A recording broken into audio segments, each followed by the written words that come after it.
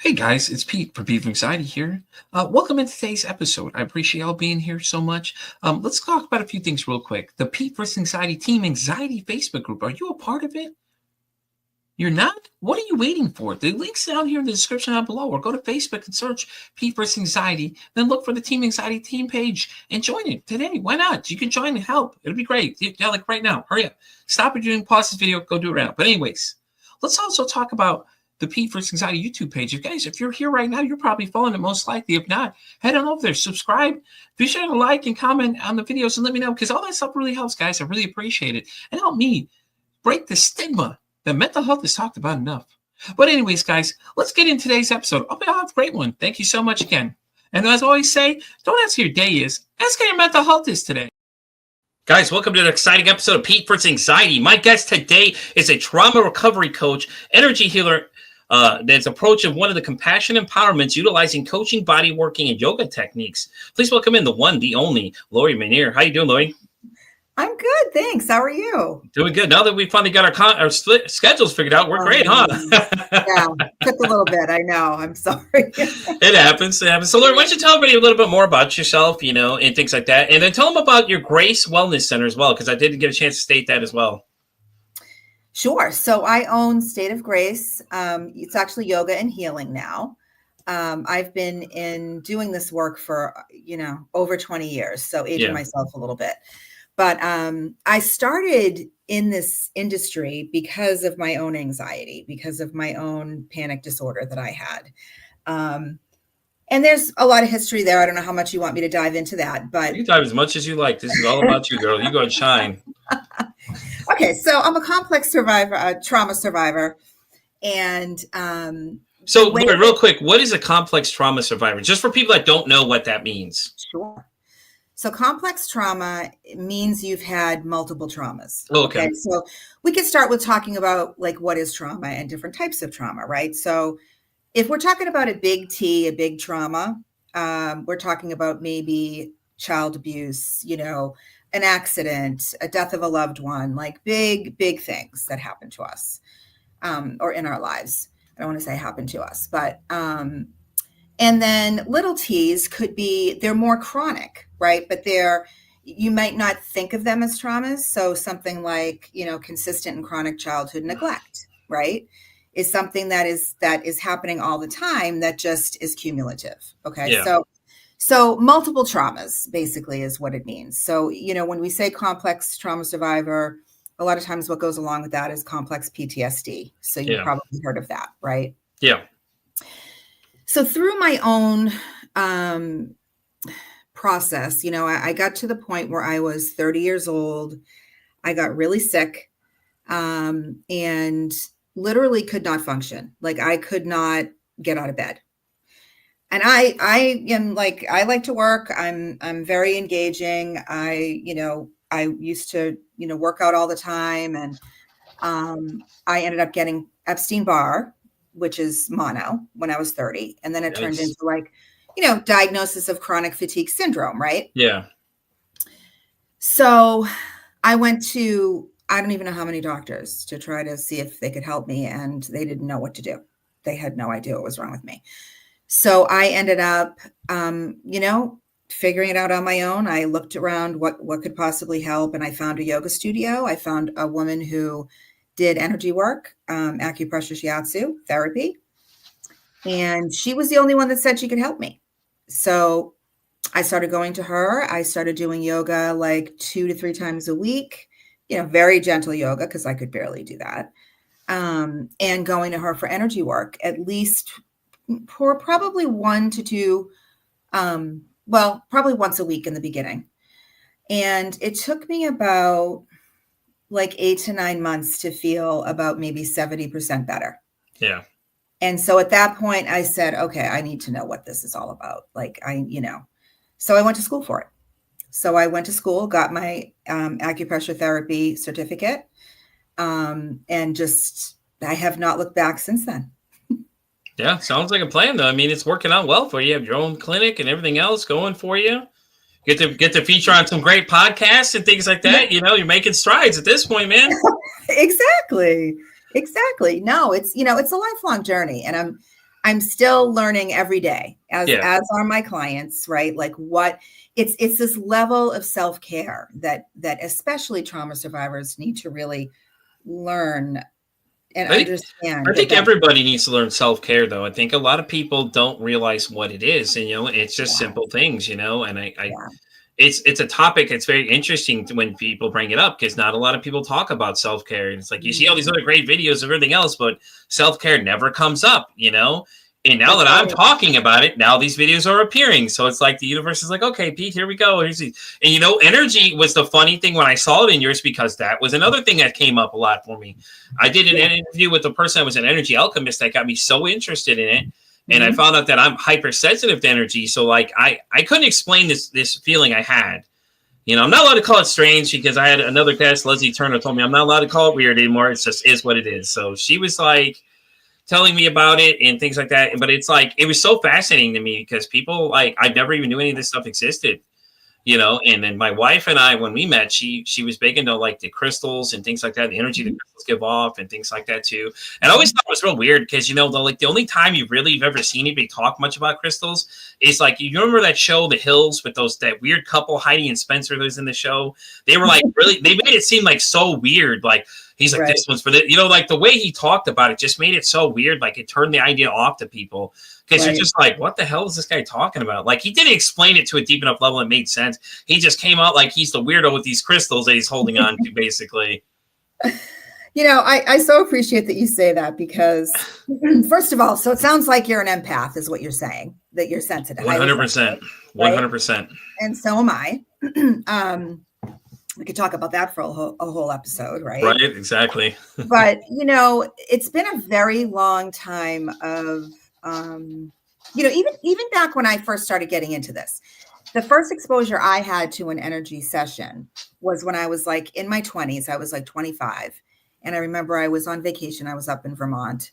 And I drove by this place and I saw, oh, this Reiki practitioner. And I was like, what's that? I didn't even know what Yeah. that was.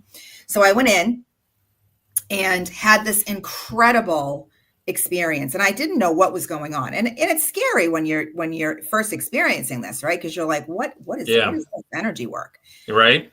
And you can have reactions to it. And I left and I did have a pretty big reaction to it. I actually vomited after the session.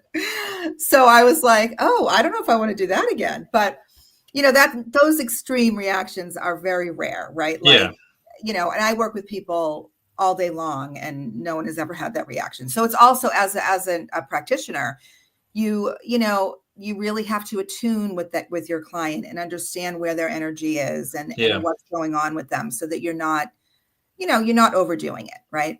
Yeah, exactly. But it's been 20 years of me talking to people about energy work, and a lot of people would look at me like, who's this? This Exactly. is all woo-woo stuff. What's she talking about? And it's like, well, if it wasn't for that woo-woo stuff, I don't know if I'd be here. Exactly. You know? I think it's funny when you say that people call it the woo woo. It's because it's just like, it's weird Yeah. to people that don't understand it. But once you get into it, it Yeah. makes more sense. And myself, I wasn't sure, but I've always been a curious person, though. Ever since starting this podcast, I've had a few people on here that have done energy after Melanie, which was the alchemist. And we've had interesting conversation about it, because it was just like so fascinating to me. And then, I was told now I'm not allowed to call it weird, but I had this feeling of energy. I could feel it. And I'm like, and now that I figured out that I'm an empath, it makes sense, because like I've had a couple intense conversations, and afterwards I'm like, man, I need to take a nap after these. And it Yeah. happens like that. And to people like think it's just weird, it's like, it's just because you don't understand the dynamics of what's going on. I mean, it all makes sense. We're all made of energy. So, all we're doing is we're healing that energy. And some of us take too much energy on, and then it wears us down, a lot of times, and that's really what it is. Because I can sense a lot of people's emotions. I also have this uncanny ability where I can read people's emotions too. A lot of times I can tell when people are in a bad mood, or I can read their facial expressions, and you can read a lot of times when people you can tell instantly if somebody's in trouble or they're having a rough time with something. And one of my people that work for me, she was having a rough time the other day, and I could notice by the instant the way she responded, I knew something was wrong instantly. And, and I went over there and asked her, I said, are you okay? And lo and behold, something was wrong. Mm-hmm. And you're absolutely right. You're talking about all of the things that empaths, can do, and all of this, gifts that we have. Yeah. Sometimes we might not think they're a gift because we can get so overwhelmed. Yep. Like if I go to the grocery store, I feel like I'm bombarded by energy, right? So you're exactly right. Everything is energy. We are all energy. Mm-hmm. So, it's hard to describe to people because if people aren't self-aware, and believe me, I was there at one point, right? Where you're just not aware of what the energy is. You don't really understand why you feel off or you feel anxious or you feel fear or whatever it is. You may have picked up that energy from somebody else. It's not even yours, right? And if you're, not really you're not at the same like vibrational level of another person, you're going to feel that too, right? So there's a lot to it that if people aren't aware of it, they're just not aware of it. They're just not there yet to experience it, and that's what's really, it's really great about doing this work, because people will come in to see me. I see a lot of people for pain, a lot of people for anxiety, depression, trauma, and they'll get on my table. So I do a combination of a lot of things, but it's my opinion, to heal, right? We have to work on releasing and I should say reintegrating the energy in the body. Okay. Yeah. So we hold everything in the body. I think you know that. Yep. So for healing, we have to work on the body. We have to work on the mind, right? We have to work on the spirit. And there is definitely coaching and mindfulness that has to come with that, right? Your spiritual growth comes into play as well. So when people get onto my table and they're like, I don't know what she's doing, right? And I'm starting to work their energy, and I'm, working on their acupressure points and using the Chinese medicine. And then by the end of the session, they're like, I don't know what just happened, but that was amazing, right? Right, exactly.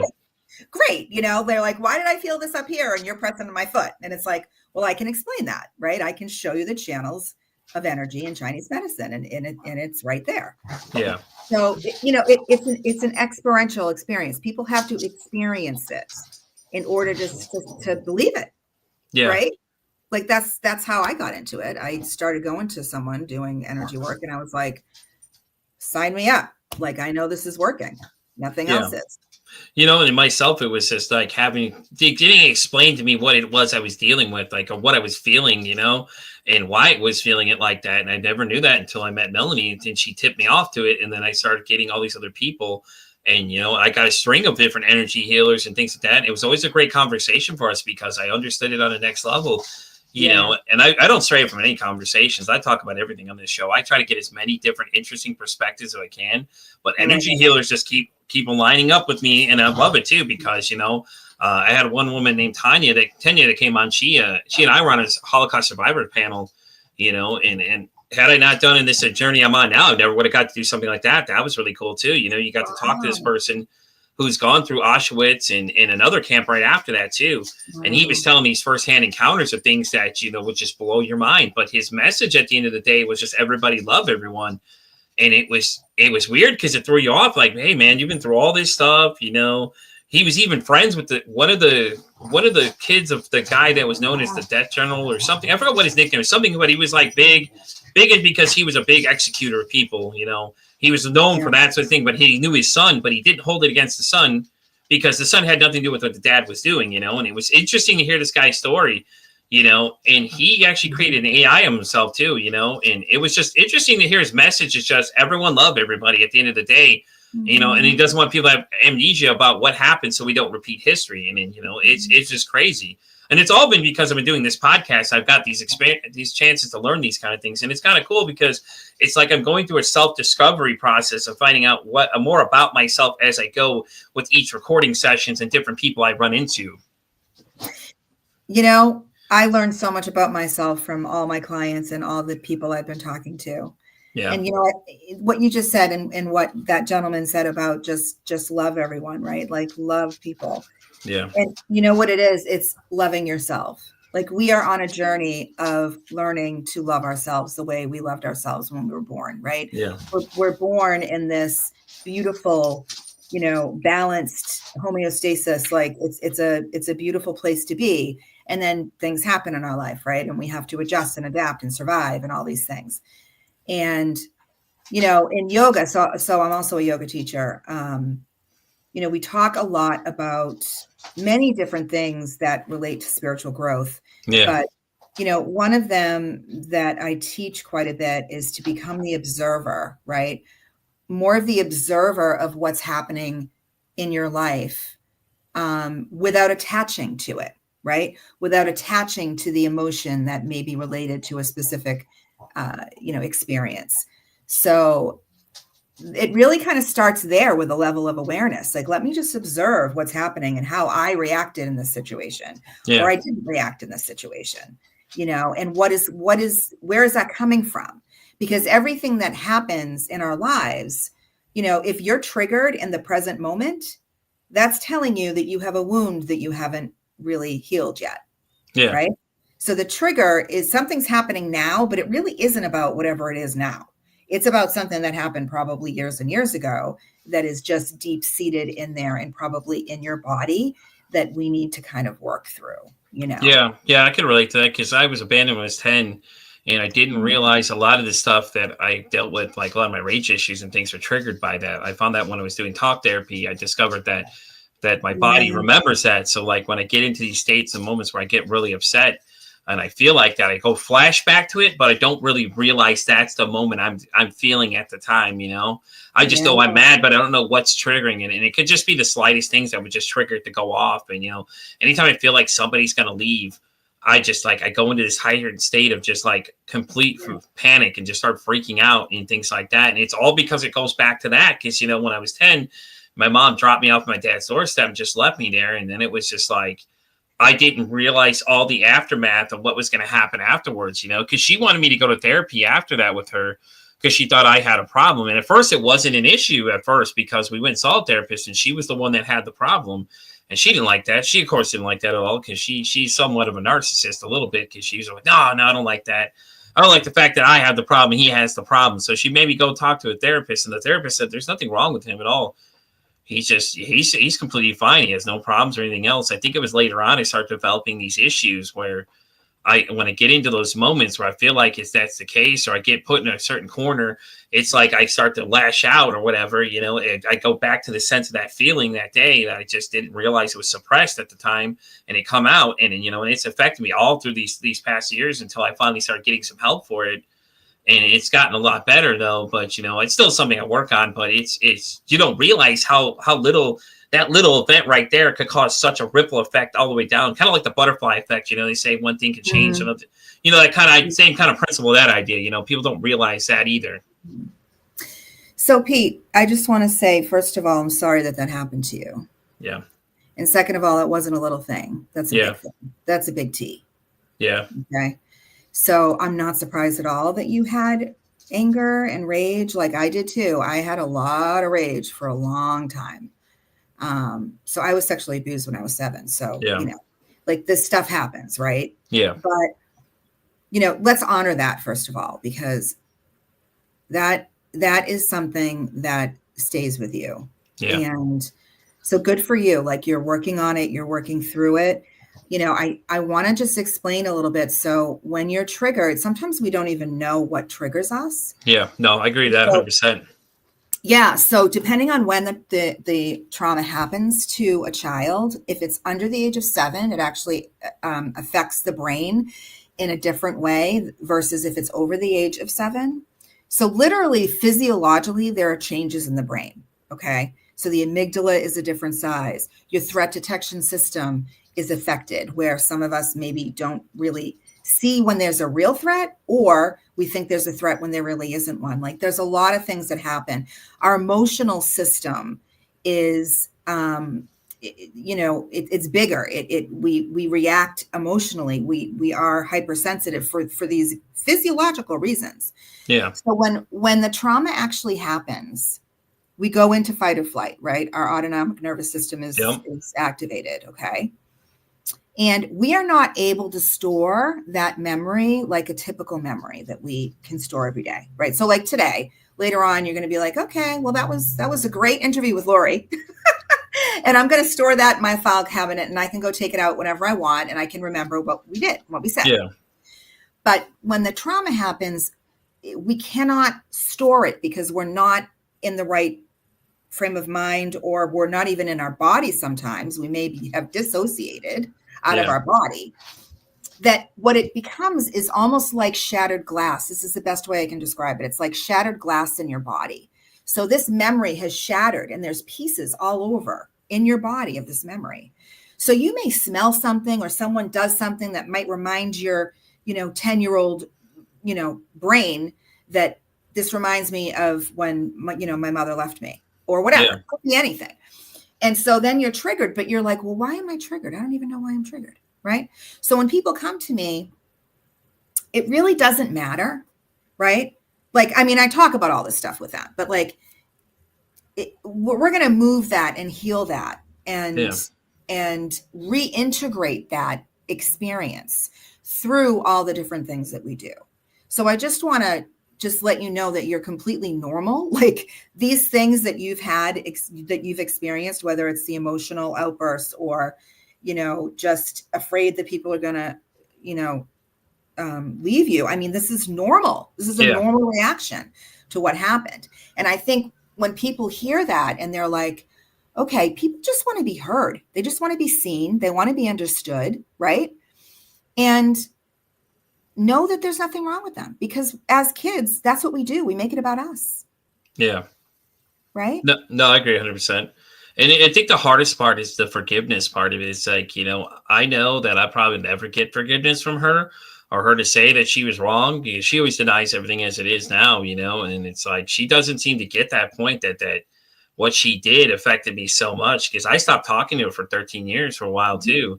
Yep. I just chose not to talk to her because she, I called her one day and told her I was having a kid at 19, the decision we all make, things like that, Yep. and it's like the way she reacted just triggered me so bad. I just said, I hung up the phone. I didn't talk to her for a while, and that's she, good. and it's just like, I didn't want to talk to her, but then now she wants to have a relationship. It's like, now I'm struggling internally because I'm like, I don't know if I want to be around this person right now. Like I'll call her every so often, and things like that. I try to remember to call her birthdays and everything else, and things like that. But it's hard, man. It's the hardest phone call you make, because it's so awkward, because we don't have the same relationship a lot of people have. Like my brother and her have a different relationship than I do, because I'm so still stuck on that idea. And it's the fact I can't get over the forgiveness thing. It's just like, it's the hardest part, and there's different things people said to try and things like that. It's just coming to do what I have to do it. And I don't know if I want to now, because I'm so bitter from all those years of, the 30 years of it just built up. It's just like, now I'm fighting against all these things that cause a ripple effect of things I've gone through, different things I've had to deal with, and different issues it's caused with all these other things that, came from that issue when she made that decision, that day to do whatever she chose. She was mad about something. And I'm sure it was something pretty stupid, and just decided it and doesn't realize the ripple effect it has. So, I think that's my biggest speed bump I'm having right now. So, mothers are tough. Like I had a tough relationship with my mother. My mother, there was neglect there, Yeah. And there are reasons why, and I understand that. And I know she was doing the best that she knew how to do and all of those things. But that doesn't matter, because it was our experience, and our experience is valid. And so the other thing about, I don't want to label anybody, but, a lot of times we struggle with boundaries for many different reasons. So I think it's great that you set that boundary. You were like, you know what? I need to keep myself safe. I need to take care of myself and distance myself from my mother, right? That's basically what you did. And so now she wants to have a relationship with your son. Yeah. Son. So, that's tough stuff, right? So unfortunately, she may never apologize. Okay. But finding that forgiveness, which is not easy. And again, this is this kind of, energy work. I'm going to go back to that. Finding that forgiveness is key, because that's going to release you. That's going to free you from really needing anything from her anymore. would it be great if she came into you and said, oh my God, I'm so sorry. Like, I can't believe I did that to you. Like, now I understand what that did. Right. Yeah. She just may not have that capability in this lifetime. Yeah. And it's everything about her. It means nothing about you. Right. I know it's easy to say and but to really feel it in here, that's the work. Right. Yeah. And you're doing this work, like you're doing this work, doing this podcast, like I love it. I love it so much. Like, and I'm doing the work, working with clients. Right. So it all comes back to, okay, I'm going to love myself. And I know that I'm worthy. And, getting to a point where, what are you okay with? Right. Mm-hmm. What is her relationship like with your son? What could it be like? There's a lot of variables that we could get into here. Yeah. And it does come down to, a lot of relationship stuff.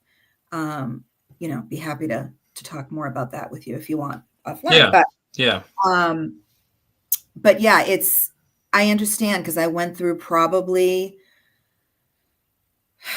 my relationship with my mother shifted probably when I was about 46. Yeah. Luckily for the better. And I may be one of the lucky ones. So I wish that for you. Yeah.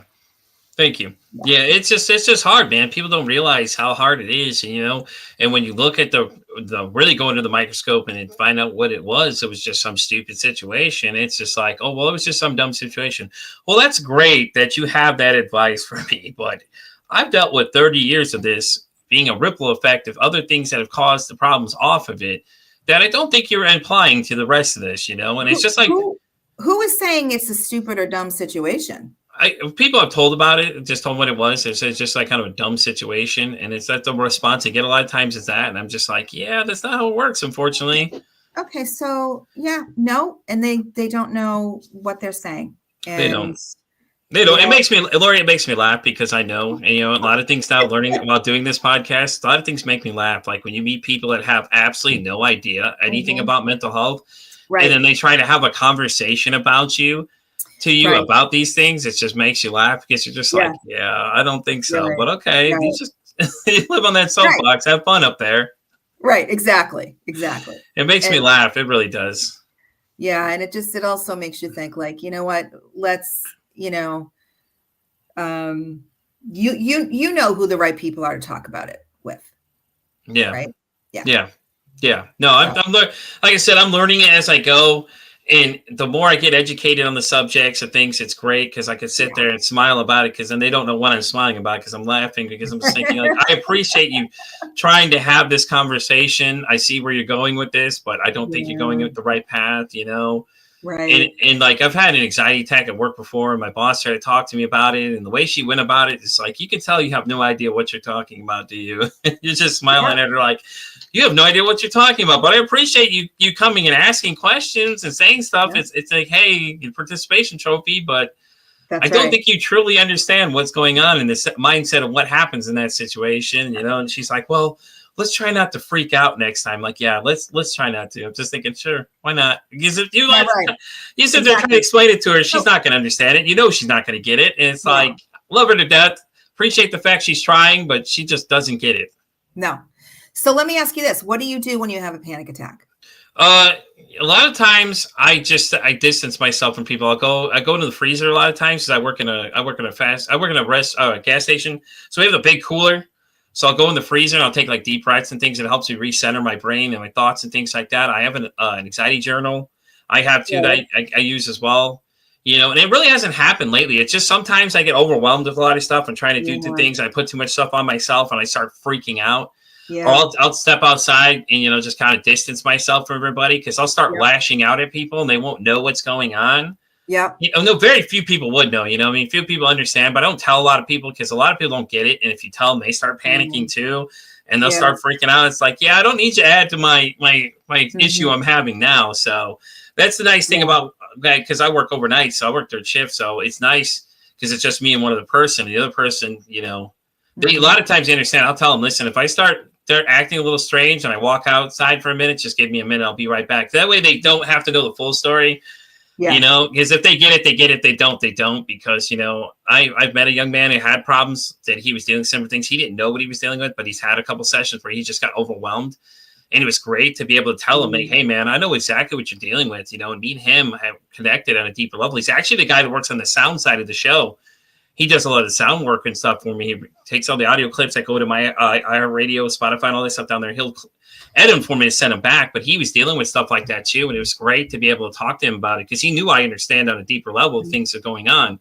Mm-hmm. And, to watch him struggle, it was just like, man, you need to talk to somebody, dude. That's why I kept telling him, like, hey, listen, talk to somebody, see if you can figure out what's triggering these things, see what you can do to get some help for these things, and he was just like, it was great to see that I could help him and understand things. And I think that's where our bond came in, was that he knows that I understand things on a deeper level with him doing this. And he's watched this show a couple times now. He's actually watches a lot of times actually, but he was telling me, he just kept saying, well, I just felt overwhelmed. And you could see he was getting overwhelmed. I could see in his look and say, hey, man, you need to go step outside for a minute and get away from everything. You good? And he's just like me. He just kept throwing everything on himself and trying to do too much. And then it became too much to handle. And now I'm in the mindset of just like, fuck it. I don't care. Like, I'm going to get done when I get done at this point. I'm going to do what I can. I'm only one person. I can't do everybody else's job for them. It's not my job to do it. You don't pay me enough to do it. It's not my concern to worry about it. Like, I'll focus the main things I need to do. But after that, it's like, it screwed all from there, because I'm like, I'm not going to get into that situation, put myself in that situation again for this, because it's not worth it. I don't like the feeling, and the after effects are just not great either, because you feel so drained afterwards too. It's so true. And when you look at, we all know how to add to our schedule. We all know how to add and pile it on, right? And then we stress ourselves out. And then we get, like, when I get overwhelmed, it's not pretty, right? Right. So now I'm being very much more mindful about, like, what am I going to do? When am I going to carve out time just for me? Yeah. When I can do my thing, right? And what does that look like? So I want to mention to you real quick. So being an acupressure therapist, it's just like acupuncture, but I don't use needles. Okay. Yeah. So when you have a panic attack, there are, well, I'm going to give you the best point for you to press. Okay. There's a few things you can do. First of all, what I like to do is I'll get ice and I'll put ice in my hands, right? Because it kind of snaps you out of it. Yeah. Second thing is any kind of grounding techniques. So getting down to the ground, like do some squats, right? Like go outside and bare feet, walk around on the grass, like ground your energy. Because what happens with anxiety, it's all up here, right? We're just spiraling in our head, right? We got to get out of it. And the other thing to understand too is emotions are temporary. So what's the difference between an emotion and a feeling? Do you know? No. So an emotion is like a visceral reaction. It's like when you have a trigger. It's like when this anger comes up and you're like, you can't, like, it's just there, right? A feeling is more like, I don't really like what he said to me. I think I'm kind of mad about that. Like, and you kind of intellectualize it, right? Yeah. So emotions are in the body. Okay. So that's telling you that it's there and there's something to be healed. But those emotions will pass, right? But it depends on how quickly they're going to pass. And it depends on how triggered you are. Because if you are triggered way above your window of tolerance, I don't know if you've heard of that term. Yeah. Yeah. But if you're way triggered beyond your window of tolerance, it's going to take a while for you to come back down. Yeah. Right? That makes sense. We can stay up there for a while. So the other thing is, now yoga is great for it. And I have a bunch of poses I could teach people, to get into when you're feeling this way. But if you take your hand, right, and you open your hand and then you close your hand where your middle finger lands, it's like right about here. It's in between the first finger and the middle finger, like, but you come down into the palm. Right okay. Here. Yeah. I see it. Okay. So this is called pericardium 8. It's a channel, and it actually, literally, the pericardium is the heart protector in the body. But this can help stop a panic attack. Okay. Okay. So you take your thumb of the other hand and you're going to press, and you can press really hard. Like you're going to feel it. It's kind of like, it's sensitive, right? So you're going to press and just release and just massage in there. And that helps to really stop a panic attack and just bring it down.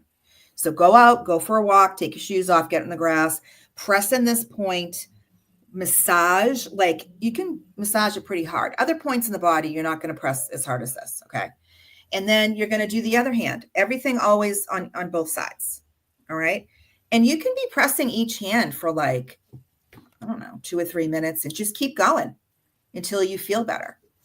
And that's huge. It's a big point for release. Yeah, I found it. I was trying it over here off camera a little bit too. I was like, okay, there I'm looking. This is literally what I'm doing over the thing on this side of it. Yeah, no, it's great. Energy work in Chinese medicine is very powerful. It is. I think it's a lot more powerful than people realize, and it's Yeah. I think everybody's so fixated on pills and everything else fixing the problem, but they really just create more problems if you think about it. Look at the side effects alone, dude. Some of this stuff is just that's why you ever notice why those commercials come on, they go real low. Like some pills have really just real low, and it's like, oh, really, it's an antipsychotic, but I'm hearing voices that shouldn't be there. Well, I don't know if that's really what should be happening at this point.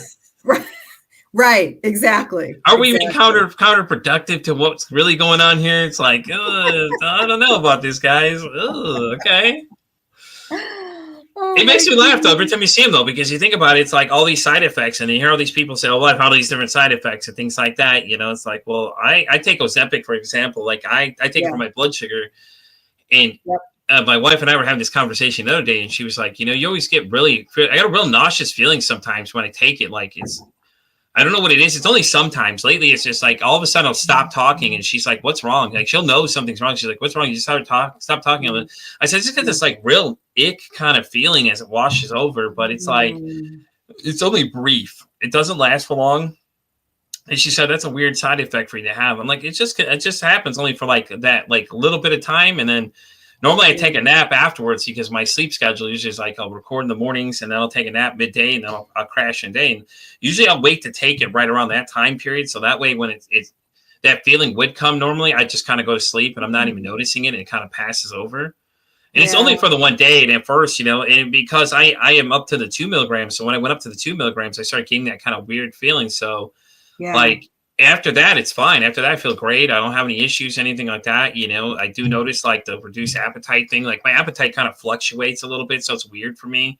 And it's hard to explain to people. I tell people that like if I come over and I stop eating something, it's probably because I just hit a block on the wall because it's like you get full all of a sudden and you stop being hungry, but it helps with my blood sugar numbers. So it's kind of a weird feeling, but like I said, that weird feeling comes over and leaves really quick. But that's what I'm saying. Like some of the side effects are listed on there, just like, I don't deal with 90% of them that people complain about. And it's like, I deal with these issues. And it's like, and it's like, I get that, it helps.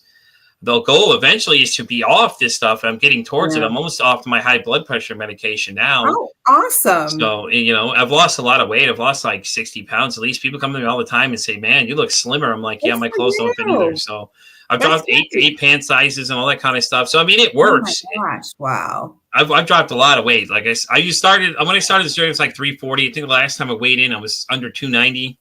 Wow. I haven't been that light in like 15 years at least. So, I mean, like, good for you.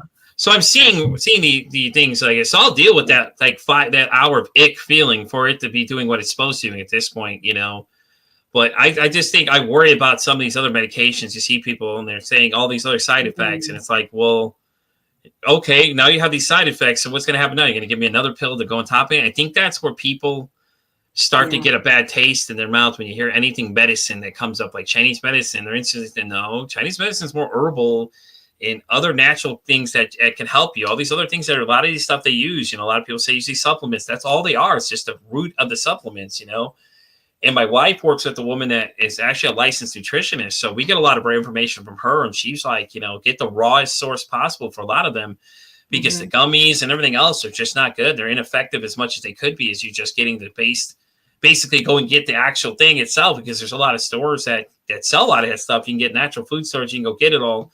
And you can take the most purest form of it, and you'll feel a hell of a lot better. I was taking see something. I can't remember what it was. Something weird. I know she had me drinking some weird concoction. It was nasty for a minute, but then after that, I felt great. I felt a major difference, like chlorophyll, black garlic oil, or something else. So a bunch of stuff mixed together. And I was telling people what I'm taking, and people looking at me like I'm crazy, going, "What are you drinking, dude? Is that?" Things like that. And I was like, I couldn't tell you. I think my wife's trying to turn me into the Incredible Hulk, but it worked. Like it worked. I couldn't deny it wasn't working. So, all right, let's just stop for a second because, Western medicine treats the symptoms, as we know. Yeah, Eastern medicine, like Chinese medicine, treats the root cause of the exactly. problem. So, you know, yes, there is a place for Western medicine, for you to be losing weight and getting your sugar in check and getting better. So your goal is to get off of it. Awesome, Yeah, right? There are, I've recently started working with a functional medicine practitioner. She's absolutely amazing. I'm going to throw her name out there, Dee Davidson. You guys need to work with her. And I had some tests done that the doctors don't go to this level of detail, right? I yeah, had a hair analysis done. I had a stool test done and learned so much about what was going on in my gut. yeah, And that I have high metals in my body and that I'm super low in magnesium and selenium and chromium, like things I wouldn't know. And I started taking these, not even supplements, like they're liquid, most of it. yeah, I feel amazing. yeah. So, it's utilizing what nature has given us, not taking a pill to, just mask the symptom and you're not actually healing anything. Yeah, because Right? a lot of stuff has to do with your gut too. I've realized that as well from a few guests. We had talked about that gut Yep. health plays a major factor in everything. And people would think it's your brain that's your main goal. No, it's your gut that runs everything. Everything in It your stomach and is. everything like that, and all your gut health and everything is a big importance because it plays a major factor in a lot of Well, things people deal with. yes. So, now they're calling it the second brain, your gut, right? And so a big piece of it is you've heard of the vagus nerve, right? Hmm. So the vagus nerve is the biggest nerve in the body, and it goes from the base of the skull to the belly. And so, this is how emotions, our thoughts can affect our gut. Like if you're anxious, some people get stomach aches, right? Or Hmm. your stomach's upset, whatever. So it's like this ventral vagus nerve is the main communication from your brain to your stomach. So our stomach really gets affected by a lot of things. Yeah. No, I So agree. I agree. And it was interesting to find it out though, because I interviewed somebody that dealt with like eating disorders and things like that too. And she had mentioned that too. Your gut plays a big factor in it too. yeah, And I was like, wow, that's really interesting to find out that it plays a bigger role than people realize, and yeah, that's why the food you eat affects your mental health as well. And people don't think of it that way either. A lot of this crap absolutely. we keep just feeding ourselves and all this high processed shit and all this other stuff that's out there. It's Oh, just, it's it's so awful. bad for you. It's horrible. It is not only the food, I mean, also personal care products. Look at the labels, like look at the chemicals that are on these things, right? Yeah. Look at what's in, like you said, the processed food. Like now when I eat processed food, I can feel it affecting me. I Yeah. feel my groggy and my head's, all groggy and my stomach hurts. And it's just, and until unfortunately people, won't feel it until they're affected by it, so they just keep eating it. A lot of people are just used to it though by now too, because that's all they eat is that. And it's just, ugh. Yeah. Right. It's just not. But the cost to Mm, eat healthy though is ridiculously high. It should be that it should be cost yeah, you less to eat natural foods right. versus all this other junk. Like a lot of countries, they'll make everything that's like sugary, like sodas and things, a higher cost. But Yeah. everything that's good for you, all the fresh veggies and things are way less expensive because they want people to eat better versus keep shoveling all this crap in. Wouldn't And that be I, nice? that would be amazing. And it's interesting to see though that people want to talk about food. It's like ours is just terrible here. Everybody else is Mhm. doing better than we are. Hell, even Chinese kids in school are eating better than we are. Like their That's diets right. alone are way better than what we're feeding people these days. And it's just Hmm. I know. it's so sad. It really is that everybody wants to talk about health, but nobody wants to deal with the problem directly. It's I think that's the Right. way that's the biggest issue I have. It's like all these natural foods and things like that you should be taking in cost you so Hmm. much more, but the Hmm. processed stuff don't cost you as much because you could fill it with all that crap and all those chemicals, and that's leading to one of the other problems. And then mental health is an issue, but no one wants to deal with the issue half the time. Like they say, all these things are causing it. Well, okay, what are you doing to solve these problems? Zero, exactly. You're not doing anything. You just shove it on the rug like it doesn't exist. When you think about when you look at it big picture, there's a lot of problems in this country.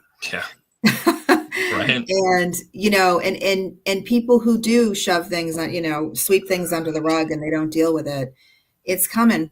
It's coming for you. There's gonna come a day where, you're not able to hold anything in anymore and things are just gonna start to explode. And that's when people start to get these, pretty severe side effects, Yeah. especially emotional side effects. Yeah. And if people haven't been dealing with these things or trying to learn and evolve spiritually over the lifetime, like, clearly you're doing, they're not going to have the tools to like even know where to start with it. Yeah. Right. So it's concerning because I think, we're seeing a lot of people, especially, nowadays that are not able to handle their emotional, Yeah, because they're not taught how to be emotional, how to emotionally regulate. And I had a guest on at the beginning of the year named Brian. That's what he's working on now. He's working on an app that helps kids work on their emotional regulation at an early age. That. So That's he's great. making strides. I talked to him recently. He said he's working on finding somebody new to work on the software side. So he ran into a little problem, but he's still pushing at it, still getting to go and things like that. So I mean, because if you think about it, when you bottle things up, what it's going to do is going to eventually just pop off. Like you said, you're going to push it down so much and then it's just going to explode, yep. But we don't know what form it's going to explode in, and I think like a lot of these acts of violence that happen is just people just get tired of bottling it all up and they just release it in the wrong way. And it turns into a complete negative and a tragedy and these big mass slaughterings and things like it's just horrible to see. And then we all say, oh, well, it's the mental health. Okay, so then what are we doing about the problem? Nothing, because we're not talking about it enough. Clearly not enough, because demand for this show alone, I've had to stop taking people up to August currently because I've got so many people in demand that just want to be on this thing, to have a conversation with this thing. So clearly the demand is there. It's so important to have the conversations, especially at the younger age too. Personally, I know way too many people who have committed suicide in the past 5 years. Okay. We need to be talking about all of this stuff and making it, available to people and just letting people know that, this stuff happens more than we want to admit. Right. And, whatever you're experiencing is normal. There's nothing wrong with you. Yeah. I think that the labeling is a big problem. Oh, you have, bipolar. Oh, okay. Like for me, whoever walks in my door, I don't care what diagnosis they've received. It doesn't matter to me because everybody, it's different for everybody and it means nothing, to be honest with you, because I think it works for the sense of that, how to attack it, approach it. I guess people have to deal with different things. I think diagnoses are great for that. So you know how to deal with it. I think a lot of people need to start thinking of it as like, I don't have it, I deal with it. And there was a girl on this show that had made that statement. She made a really broad statement. She said, my name's Whitney, and then listed all the things she dealt with. She said, I don't let these things make me as a person. I am Whitney, but these are the things I deal with. They don't own me. And I think it was a powerful statement that was made, is right. that it doesn't define. It doesn't define. But, I think people can get caught up in like exactly what you're saying. Oh, I have this. And it's like, no, let's talk about your reaction to different scenarios in your life and why that is happening. We don't have to label it though. I just don't agree with that.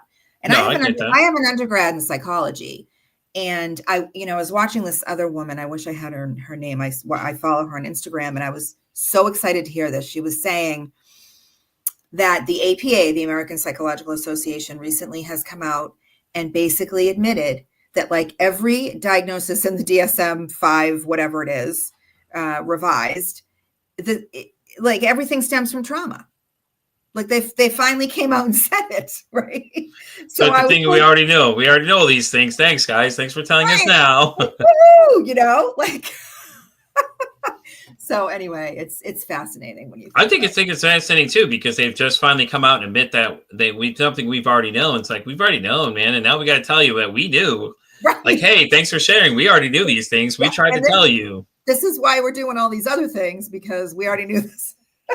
Right. That's why I'm trying to raise awareness for these things, for people to talk about these conversations, to have these uncomfortable conversations, because nobody's really talking about them, and when they do, it's everybody gets real hush hush, or they code word things, and TikTok's like that really bad. But I mean, at the same time, I get they're trying to censor it a little bit, because they don't want somebody to take what you're saying and run with it too. And that's the thing as well. Anybody watching this, I am not an expert by any means. I'm just a person that's very curious about these things, and I educate myself every time I learn something new from any of my guests, or anything anything I can learn from you guys as you come on here and teach me new things, and people share their stories. So I know a lot of people come to me and say, well, I need help. Well, I can't help you. I can listen to you. But if you need help, I've got a bunch of great resources I've met that you can come check out these people, and decide which one fits what parameters you need, and things like that too. And that's my full disclaimer. There is just like, I'm just an average person, man. I'm just so interested in this topic that I find it very fascinating that nobody's talking about it enough. It's great. You hear some of these celebrities talk about it. Very little of them talk about it, because there's a list of them that have some very interesting things. But it's like, I think we need to start having this conversation regularly with our kids, and what that early age would be is, obviously something to decide, but you need to start having a conversation with them now, so they know to identify if something's wrong or somebody else is having problems, that we can stop making these negative statistics numbers go up. Because boys, I think it was 12 to 15, somewhere in that range, or 10 to 15, somewhere in that range. I know I found recently that the rates of their suicides are going up too. And I'm just like, that's what I'm talking about. We need to stop, dude. This is crazy. We're losing too many people to something that needs to be addressed now, and stop allowing this to happen. And what's really scary is, there's just, in my opinion, the phones, the cell phones are a big problem for kids. It does a lot to the brain, right? So there's a lot of things that need to be addressed. And it's pretty scary when our kids are affected at such a young age. Yeah. Yeah. Especially when you hear the numbers going up though, too. It's not going down, it's going up. And it means that it's time to call to action, because we're losing too many kids too early to these things, on all these bullyings. And then, with the internet now, you've had so much more access to people to say things to them. And all these kids get on these websites and get on these video games with people. And then you hear these things that people are saying to them. And it's like, and all these companies are like, oh, well, now I got to censor myself. Yeah, you got to censor yourself. You can't, or figure a way to populate it so the kids play with the kids and the adults play with the adults. So let them mix and mingle together. Because obviously it's not a good idea, because some of the things that are happening is just crazy. Like recently there was I think it was Florida. There was a guy and a little kid that engaged in a conversation, and the kid was talking trash to him. The guy went and found where the kid lived, went to his house and shot the kid. I was like, what? Over a game? I'm like, bro, you're playing a game. Like, get over yourself. This kid. God. And it's like, it was worse in the 2000s. Call of Duty lobbies were worse. Like I referenced it a lot of times. People don't know what it's like. It was a free for all in there. You said anything and anything you wanted to in there. And that was the start of like video games, like people playing online together, because it used to be not even to have that access. You only had access, very limited access, if any. And it was a lot of the, games that were overseas and things that gave you access to it, but you didn't have a lot of conversation. So like the new thing was, we all get together in a group chat setting basically before the game starts, and we just start trash talking each other and saying wild things to each other and saying obscene things to each other. Now it's gotten even worse, to the point now you got people looking up other people's addresses and showing up their houses because they're saying things to each other. And it's like, guys, like, what is going on here? Like, what are y'all doing that you feel like, this little kid is talking, he's learning this from somewhere, and he's thinking this is okay to do, and he's talking to you like, instead of you being the adult making the decision to just say, okay, well, it's a kid, he don't know better, so don't engage him. So there's a mute button for a reason, guys. These adults are broken, okay, clearly, right? And why are they broken? Well, because they probably are disconnected from themselves. Going back to the gentleman who was saying love each other, right? Yeah. If you're disconnected from yourself here, like from your wisdom, your spiritual being, right? This is when the trouble starts. So, even with little kids, there needs to be connection. There needs to be the human connection, not on the computer, not on the phone, not playing these games, right? It needs to be, face to face, looking in each other's eyes, human connection. it's scary. Yeah. It's scary because you can access kids at any time, and you don't know who's on the other end of that mic saying these things to them. Exactly. So they You need to know, be like, they shouldn't be on it. Like, they just shouldn't be on it. yeah, a lot of kids shouldn't, or they should censor it. So the kids, you have to be a Yeah. certain age to get on there. And Yeah. even at that, like what was the whole thing about buying R-rated, like the rated R games and things like that? They were still like Yeah. rated M for mature, and they're still letting people buy. Oh, we're trying. That's our way of handling this problem. Not letting them play violent games. We're gonna put 18 or older. But you have to have like stricter laws, like cigarettes and alcohol laws, really strict if you're gonna really clamp down on it. Like, hey, listen, if you sell this to a kid underage, you're gonna get criminal charges. Is I think Yeah. the level you're going to have to get to start clamping down on these things, or go to that level for just any of that kind of stuff, because it's just like, it's crazy the things that are being said to these kids. And like, I had to deal with somebody before for somebody. My wife was playing with online, and she ran into a young gentleman, very polite kid, and this guy basically told him to go F off, go kill himself. And I was like, oh, okay, you like to bully kids. So I reached out to this guy on mine and said, so I heard you like to pick on little kids and talk nasty to them, things like that. I bet that makes you feel great. But it's like, what are you talking about? I don't know what you mean. Let's cut the crap, man. I know exactly what you said to this kid. That's not cool. Don't be doing that kind of stuff. That's not, like, I literally started picking on this guy because I'm like, no, dude, you're not going to bully this little kid. He's just playing a game. He's having a good time. He clearly has no idea what you're saying to him. You're telling him all these horrific things. So I'm like, all right, cool, I got you. So my wife had texted me twice. So I came home, I got on, and I found the guy's name. So I started messaging him. Like I said, I started approaching him. I'm like, hey, man, I heard you like to pick on little kids. Huh? What do you mean? I'm like, I heard you like to say nasty things to little kids. I bet you feel real great about yourself. Congratulations. You're such a great influence.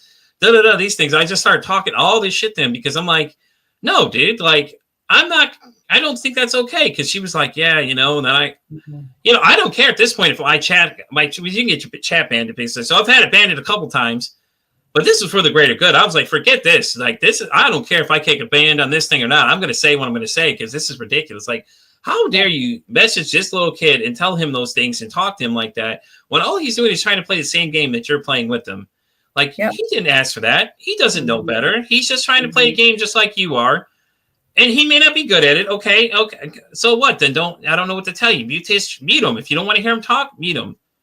I mean, that's ridiculous. It was, for me to have to go bully this guy. I was like, and my wife was laughing at me. I was just like, yeah, I bullied the guy. You're damn right. I bullied him because I got tired of him. I'm like, I'm not going to tolerate you talking to a little kid like that. And recently I got in trouble again because this guy had said something to this girl that we were playing with, and he was just rude. Like, I don't know what is with guys and girls in video games. Like, they just like to say everything nasty to them. Makes them feel real great. So, like, I came in and I defended her, and I was like, no, man, like, who are you talking to? First off, dude, all she did was say something positive to you. And I'm like, oh, no, I jumped off the handle and said something, and my chat got banned. I'm like, at this point, I don't care. I'll take the ban. I don't care. Like, I'm going to defend 100%. I'm going to jump in there and say something. Like, no, man, you don't need to be talking to her like that. She didn't do anything wrong. You want to yell at somebody? Come yell at me. I'll banter back and forth to you all day. But don't be yelling at her when she just said something very polite to you. Yeah. And it's just so stupid that, like, we have to do these things, It's hats off to him for starting to ban these comm chats and start listening more. But you should have been doing that a long time ago because the conversations were even worse, So, like, like some of them are making strides, but it feels like some of them feel like, oh, now I have to self-edit. Yeah, you got to self-edit. You can't let people put these wild posts on Facebook and things like that and not say anything about it. Like, you'll ban it for some stupid meme somebody posted 10 years ago, but then you'll let these wild posts that these people are putting out there just get said, and you don't think, okay, well, maybe I shouldn't allow this to be on our site because this is not okay. But it's like, oh, now we got to do something about it. Throw your hands in there. Like, come on, guys, let's do better than that. Exactly. Let's do better than that. Right. Well, Lori, we're going to start wrapping up this episode of Peak vs. Anxiety. Thank you so much for coming. I'm so glad we got to do this. This is great. Me too.